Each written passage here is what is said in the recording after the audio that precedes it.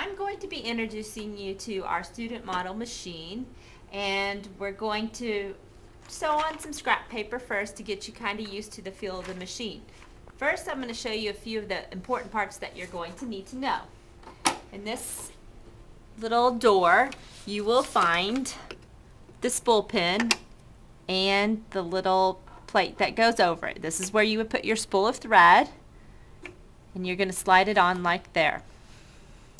Now, we're not going to use the thread right now, but I just wanted you to know where that is. Now, there's other important stuff up here that we're not going to get to on this video because I'm just going to teach you the basics. But there is a dial here that you do need to know. That's the tension dial. Do not mess with it. 4 is perfect. That tells the machine how much thread to let go through or not go through. Okay. Right here is your presser foot. I refer to it as the little skis because it looks like little snow skis. And to lower or raise that foot, if you scooch back, you could see, put your hand through here. There's a presser foot lifter. This presser foot always needs to be down when you sew. And the reason is that there are these little feed dogs underneath the presser foot lifter. And if you turn your hand wheel, if you look over here on the right, the hand wheel, if you turn the hand wheel, you'll see these little feed dogs going in a circular motion. Okay, the needle is also going up and down. Okay, so those are the basics over here. On the side here, I didn't even show you that there's the on-off switch. And there's also the high and low switch. So if you're a new sewer, you run it on low. If you want to sew a little faster, high.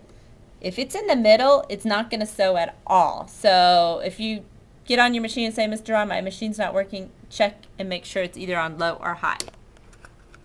Over here is the stitch length dial. We're going to start on 2.5, between the 2 and the 3, because that is a normal stitch length. The red is a buttonhole.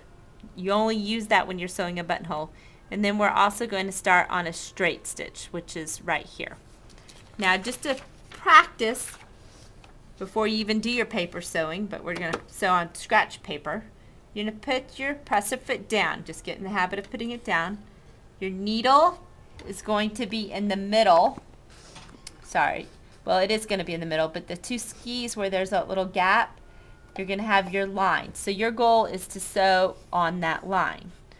So you get in the habit of putting your needle down with your hand wheel, and then with your foot control down here, foot control, you need to learn how to sew slow and in control. You don't necessarily want to go fast, but you want to learn to sew slowly and guide it with your hands.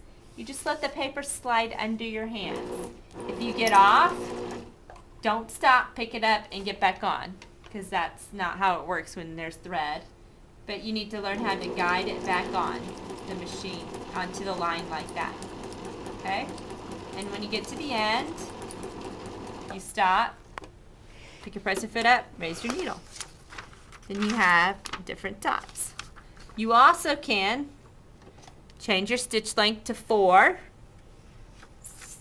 See what the difference is. And then change your stitch length to 1, or almost 1. See how it's different than 4. And I also let the kids, let's put it back on a normal stitch length of 2.5, play with these zigzags. This is a wide zigzag. This is a skinny zigzag. And when you zigzag, I'm going to put it on a wide. You keep the break of the skis on the line, and it's actually going to do a dot on either side. But if there was thread in there, those would be connected, and you would definitely see the zigzag pattern. So that's just a few of the basics. There's more parts of this machine to learn, but that's enough to get you started and get your feet wet.